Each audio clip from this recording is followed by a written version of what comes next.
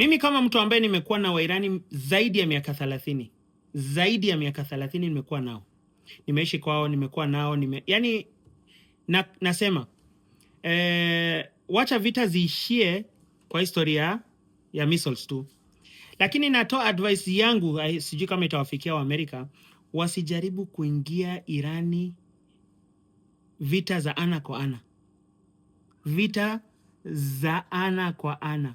Ni watu ambaye wameishi, watu wote, yani sio wanajeshi tu, hata watu wa kawaida, kwa sababu wanaamini kwamba anytime wanaweza wakapigwa.